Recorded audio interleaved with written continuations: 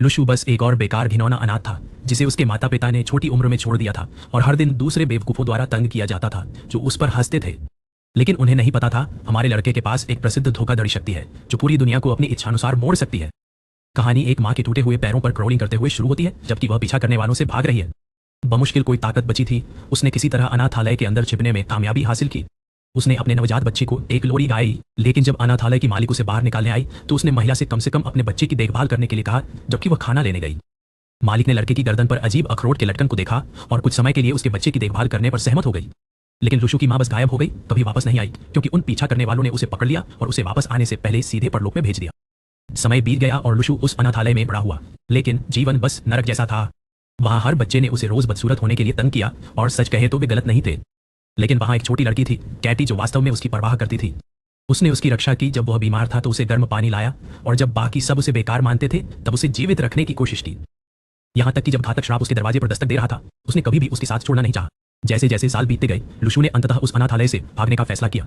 लेकिन जैसे कि वह घिनौना कठोर दिल वाला नायक था, उसने कैड़े को पीछे छोड़ दिया, यह नहीं चाहते हुए कि वह उस दुखद जीवन को सहन करे जिस ओर वह बढ़ रहा था। दुनिया में बाहर उसने अपनी सभी कक्षाओं में फेल किया, कोई उसकी मदद नहीं कर रहा था और उसकी मुख्य व्यावसायिक योजना सड़े हुए अंडे बेचना थी। हाँ, नारुतो भी इस आदमी को बात नहीं करने देगा, सीधे नजरअंदाज करेगा। उसका जीवन बेकार लग रहा था, लेकिन जब वो छोड़ने के लिए तैयार था कैड़े वापस आई जैसे कि वह एक आशा की किरण थी जिसका वह हकदार नहीं था। पहले उसने उसे अनाथालय वापस ले जाने की कोशिश की, लेकिन कैड़े ने रहने की विनती की। उसने कहा कि वह उसकी एकमात्र परिवार थी और सच में उसका टूटा हुआ पुराना घर अनाथालय से ज्यादा जीवित महसूस करता था। यहाँ तक कि जब उसके सड़े हुए अंडे नहीं बिकते थे और रात का खाना गली के कचरे से आता था, उसने कभी उसका साथ नहीं छोड़ा। बर्फीली सर्दियों, गरीबी और उसकी बीमारी के बिगड़ने के बावजूद उसने उसकी परवाह करना जारी रखा। जबकि वह आराम कर रहा था, खुद सड़े हुए अंडे बेचती रही। वे भूखे, गरीब और ठंडे थे, लेकिन कम से कम उनके पास एक दूसरे थे।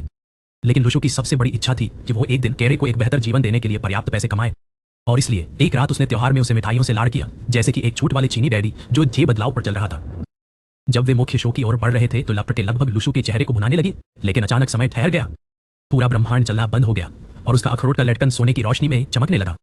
कोई और चीज नहीं देख सका, लेकिन लुशु ने महसूस किया कि उसके सामने जादूगर सस्ते ट्रिक्स नहीं कर रहा था। यह असली जादू। प्रदर्शन के बाद जिज्ञासा ने उसे पकड़ लिया और उसने कैड़े को बैक स्टेज खींच लिया। तब उन्होंने कुछ संदिग्ध पुरुषों को जादूगर के साथ बहस करते हुए देखा। उनमें से एक ने आराम से एक ट्रैंक्विलाइजर गन निकाली, उसे गोली मारी और कैड़े ने एक फटी हुई केतली की तरह चिल्लाई। तेज सोचते हुए लुशु ने ऐसा व्यवहार किया जैसे यह कोई बड़ी बात नहीं थी। कहता है कि ऐसा नहीं है कि उन्होंने उस आदमी को उनके सामने गोली मारते हुए देखा और पुलिस के पास जाने वाले थे।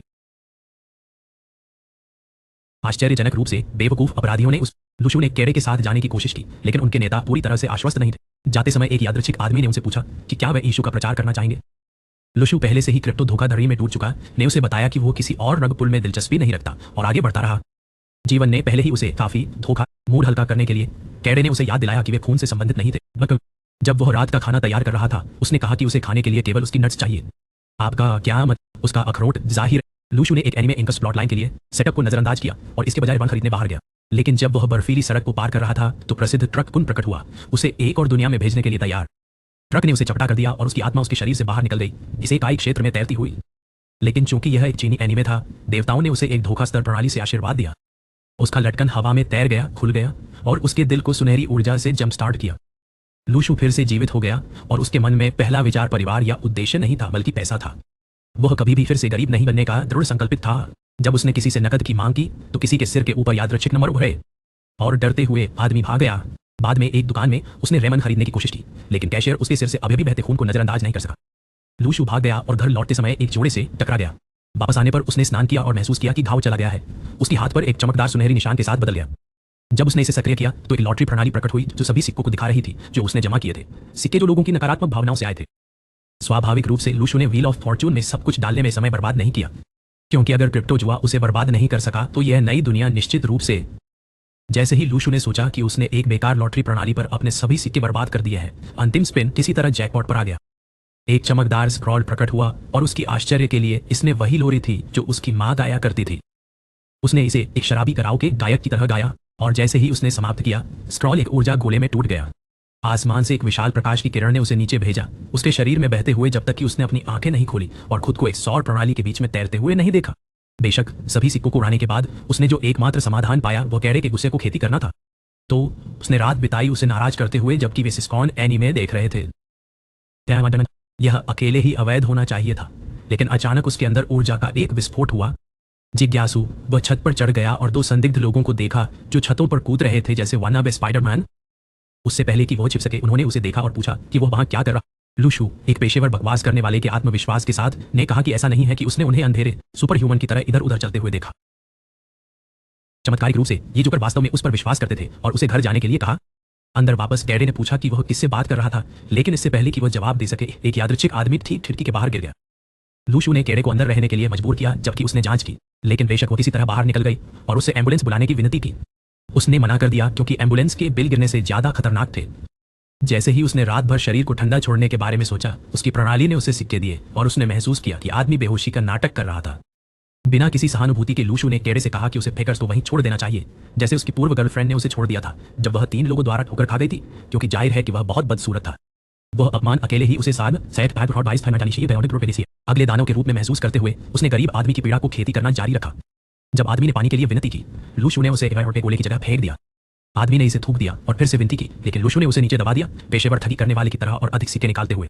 अजनबी ने लूशु के हाथ को जलाने की कोशिश की, लेकिन उसके अंदर का सुनहरा दिल तुरंत लपटों को नकार दिया। हर असफल प्रयास ने लूशु को और अधिक सिक्के दिए। आखिरकार आदमी ने हार मान ली, कहता है कि वह सिर्फ मजाक कर रहा था। जैसे ही वह जाने के लिए खड़ा हुआ, लूशु ने मुस्कुराते हुए उसे कहा कि वह गली से बचे या वह फिर से अपनी पत्नी को धोखा देते हुए पकड़ सकता है। उस क्रूर फिनिशर के साथ वह जैसे वह था घर चला गया। अपने कमरे में वापस उसने अपने सभी सिक्के दुकान में डाल दिए और अपना पहला आइटम खरीदा, एक आकाशीय फल। ब्रह्मांड ने उसे एक और प्रकाश की किरण से जवाब दिया, उसे फिर से उसकी सौर प्रणाली में ले जाते हुए। फल एक पूरे ग्रह में बदल गया और ऊर्जा ने उसे लगभग तोड़ दिया। वास्तविकता में वापस आते हुए लूशु ने अपने हाथ पर एक चमकदार पेड़ का टैटू देखा। अपनी नई ताकत के साथ उसने आराम से अपने बिस्तर को उठाया, रियलाइजिंग कि वह अब सिक्के और भी तेजी से खेती कर सकता था। एक सामान्य नायक की तरह प्रशिक्षण करने के बजाय लूशु ने अपने स्कूल ग्रुप चैट में एक आग का युद्ध शुरू किया। गालियां उड़ने लगी, लोग गुस्से में थे और उसकी प्रणाली ने सिक्के बरसाए जैसे कि उसने फिर से जैकपॉट मारा। सुबह तक वह अपने अंडे बेचने के व्यवसाय में लौट आया। कुछ सहपाठी वहां से गुजरे, स्पष्ट रूप से उसे पहचानते हुए लेकिन दिखावा करते हुए कि वे नहीं जानते, क्योंकि कोई भी गरीब अंडा विक्रेता के साथ घूमते हुए देखना नहीं चाहता था। लूशु ने उसके बगल में बैठे आदमी को अपनी स्थिति समझाई। कहता है कि ज्यादातर लोग किसी गरीब के साथ दोस्ती करने के लिए बहुत शर्मिंदा होते हैं। सही समय पर एक तेज बोलने वाला जिसका नाम डाउमिंग था उसे तंग करने के लिए आगे आया, लेकिन लूशु ने और भी जोर से जवाब दिया। कहता है कि डाउमिंग के बैंक खाते से करीब एकमात्र चीज उसके बेकार कैटरपिलर भौहें और उसकी 27 वर्षीय घटती बाल रेखा थी। पूरे बाजार में उस जवाब की गूंज सुनाई दी। अपनी छवि बचाने की कोशिश करते हुए डाउमिंग ने हर एक अंडा खरीदने का दिखावा किया, अमीर होने का अभिनय करते हुए। लूशु ने खुशी से उसका पैसा लिया और जोर से घोषणा की कि कुछ बेवकूफ ने उसके सभी अंडे खरीद लिए, तुरंत हजारों सिक्के प्राप्त करते हुए। फिर डाउमिंग ने भुगतान के रूप में अपना वीआईपी कार्ड दिखाने की कोशिश की, लेकिन लूशु ने केवल नकद स्वीकार किया। भाग्य से मेज पर बिलों के ढेर थे और बहस जारी होने से पहले मुख्य प्रेम रुचि सैरिया ने अपनी एंट्री की। डाउमिंग जम गया, जबकि लूशु ने आराम से उसे बताया कि अगली बार स्नान करना, क्योंकि उसकी सांस उसकी व्यक्तित्व से भी बदबूदार थी। बाद में कक्षा में समाचार प्रसारण ने दुनिया में घूमने वाले सुपर ह्यूमन जागरूकता की उपस्थिति का खुलासा किया। एक बच्चे ने तुरंत चिल्लाया कि एक जागरूकता स्कूल की छत पर देखी गई थी। जैसे ही लूशु ऊपर की ओर बढ़ा, उसके शरीर ने अचानक खतरे का अनुभव किया। जितना वह छत के करीब पहुंचा, उतना ही स्पष्ट होता गया, पहले वाली लड़की वास्तव में एक और जागरूकता थी। वहां कुछ दुष्ट प्रतिभाशाली ने प्रिंसिपल को छत से फेंकने की धमकी दी, जैसे कि वह कचरा हो।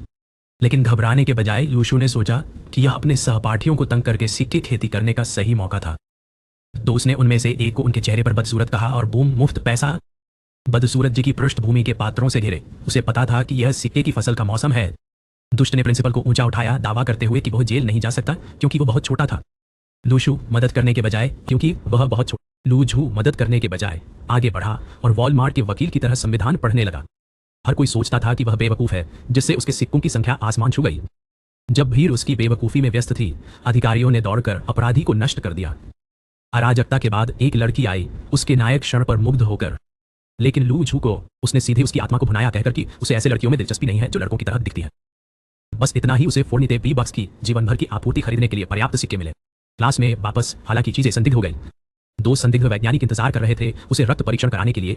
भागने का कोई रास्ता न होने के कारण लूझू के पास इन गंदे लोगों को अपने अंदर छोटी सुइयां चुभाने देने के अलावा कोई विकल्प नहीं था। बाद में घर जाते समय वह उसी अजीब आदमी से टकरा गया जिसने उसे ऐसे एनपीसी की तरह अभिवादन किया जो अपनी संवाद शाखा भूल गया था। जब लूझू आखिरकार घर लौटा, हैरे को ठंड के मौसम से बुखार हो गया था।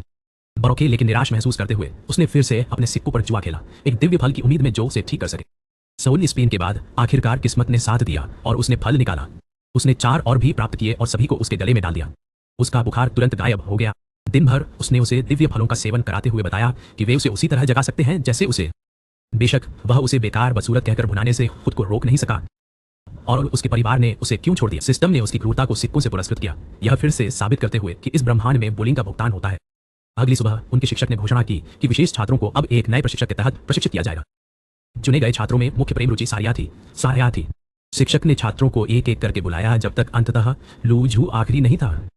चीजों को और अधिक अजीब बनाने के लिए एक ट्रांसफर छात्र नामक झांग शामिल हुआ और लू झू के बगल में बैठी लड़की ने तुरंत अपनी सीट की पेशकश की, क्योंकि वह नहीं चाहती थी कि वह उसके गंदे गंदे की गंध को एक और दिन महसूस करे। उस रात लू झू ने गुप्त कक्षा में भाग लिया। उनके नए प्रशिक्षक ने खुलासा किया कि सभी छात्रों के रक्त का परीक्षण एक विशेष मिश्र धातु का उपयोग करके किया गया था। जिस तरह से मिश्रण गहरा होता गया, छात्रों को A से F तक रैंक किया गया। शीर्ष रैंक में पूरे शहरों को नष्ट करने की शक्ति थी। जब रैंकिंग का खुलासा हुआ, लू झू को F रैंक से थप्पड़ मारा गया, जो संभवतः सबसे कम था। हर कोई उसकी पीठ के पीछे फुसफुसा रहा था, उसे कचरा कहते हुए भुना, लेकिन लू झू बस मुस्कुराया और समूह चैट में लिखा कि उनकी सभी माताएं भी F रैंक थीं। सर्वनाश की वापसी सुनिश्चित। उस रात उसने अपने दिव्य फलों का आखिरी हिस्सा खा लिया और आश्चर्यजनक रूप से वे अब उसकी दुकान में खरीदने के लिए उपलब्ध थे। उसने अपने भाग्य के पहिए की जांच की, लेकिन इस बार एक दिव्य वस्तु के बजाय उसे खराब टोफू मिला, क्योंकि यह निश्चित रूप से फिर भी वह सारी रात स्पिन करता रहा जब तक कि अंततः जैकपॉट फिर से हिट हुआ। एक चमकदार स्क्रॉल प्रकट हुआ, लेकिन इससे पहले कि वह इसे पढ़ पाता, ऊर्जा सीधे कैडे के सिर में चली गई। ऊपर से एक अंधी शक्ति उतरी और अचानक वह अपने सौर मंडल को भी देख सकती थी। जब लू झू बिस्तर में लेटा था तो उसने सोचा कि क्या उनके सौर मंडल जुड़े हुए थे। उसे यह भी एहसास हुआ कि उसे एक और वस्तु को अनलॉक करने से पहले अशिन और खराब टोफू रोल करने की आवश्यकता होगी।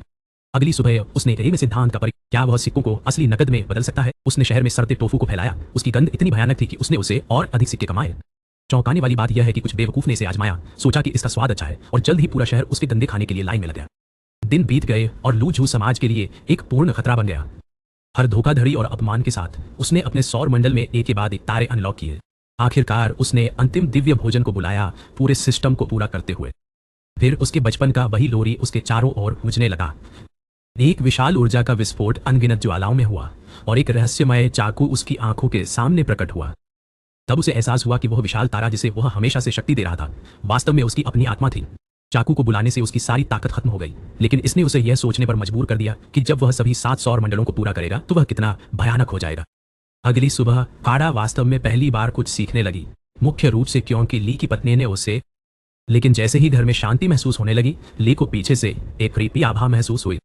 पता चला स्वर्गीय नेटवर्क से एक यादृच्छिक आदमी बिना बुलाया गया। ली तुरंत घबरा गया, यह महसूस करते हुए कि उसकी बहन खतरे में हो सकती है, और वाईफाई के रैंक मैचों के दौरान डिस्कनेक्ट होने से तेजी से घर की ओर दौड़ा। जब वह पहुंचा तो उसने आदमी को देखा और दिखावा किया कि वह बस अपने भूले हुए लंच के लिए वापस आया है। जैसे ही काटी गई, स्वर्गीय नेटवर्क के आदमी ने कुछ जानकारी दी। स्पष्ट रूप से प्राचीन खंडहर फिर से प्रकट हो रहे थे, जो उनके पूरे राष्ट्र को अराजकता में फेंकने के लिए तैयार थे। वह मास्टर ली की मदद के लिए भीख मांगने आया, लेकिन ली, जो कि एक कड़वे दादा हैं, ने बस प्रस्ताव को स्वीकार कर दिया और बाहर निकल गए। जाने से पहले आदमी ने उल्लेख किया कि स्वर्गीय नेटवर्क में अंतिम सीट अभी भी खुली थी, बुनियादी रूप से एक नौकरी का विज्ञापन जो चेतावनी के रूप में छिप। बाद में काड़ी वापस आई और मास्टर ली ने उसकी प्रगति को दिखाने की कोशिश की। उसने उसे वह वाक्य पढ़ने के लिए कहा जो उसने उसे सिखाया था, और उसकी डिलीवरी ने उसे लगभग दिल का दौरा दे दिया। ठीक होने के बाद उसने ली पर उसकी रैंक की जांच करने के लिए 2 परीक्षण वाइल फेंके और निकल गया। उस रात ली यह देखने के लिए इंतजार नहीं कर सका कि उसके दिव्य फल की मेहनत ने कितना भुगतान किया।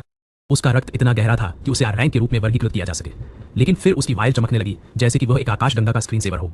यहाँ तक कि उसे भी नहीं पता था कि इसका। घबराकर उसने इसे बाहर दफनाने की कोशिश की, लेकिन निश्चित रूप से मास्टर ली ने उसे पकड़ लिया और उसकी रैंक के बारे में पूछा। लू ने अपने दांतों के माध्यम से झूठ बोला, यह दावा करते हुए कि वह अभी भी F रैंक है, ताकि वह एक करीब कॉलेज के छात्र की तरह सिक्के निकालता रहे। जैसे जैसे रातें बीतती गई, लू ने अपनी अजीब ब्रह्मांडीय लोरी गाना जारी रखा, अपने निहारिकाओं में अधिक ग्रहों को पूरा करते हुए। जब एक नीली आभा उसके चारों ओर लिपटी, एक पूर्ण बेवकूफ की तरह अपनी शक्ति का परीक्षण करते हुए, उसने पाया कि उसका दूसरा सौर मंडल उसे चोट से सुरक्षा देता है। इस बीच उसकी बहन का सबसे खराब ब्रह्मांडीय अनुभव हो रहा था। उसका दिव्य मानचित्र काले चित्रों से भरा हुआ था जो उसे खींच रहा था। लू उसकी कमरे में दौड़ा और देखा कि वह अंधकार में खींची जा रही थी, लेकिन उसने समय पर इससे बाहर निकलने का प्रयास किया, यह घोषणा करते हुए कि उसने अपनी पहली परत को तोड़ दिया। जब उसने उसकी नई शक्तियों के बारे में पूछा तो उसने एक चींटी को बुलाया। हाँ, वही कीड़ा जो कल मर गया था, अब उसका वफादार पालतू था। लू ने तुरंत सोचा कि क्या वह और अधिक बुला सकती है, इसलिए वे बाहर जाकर परीक्षण करने। उसने एक और जमी हुई चींटी को पुनर्जीवित किया, लेकिन पहली तुरंत धूल में बदल गई। पता चला कि उसकी शक्ति एक समय में एक ही बुलाने तक सीमित थी।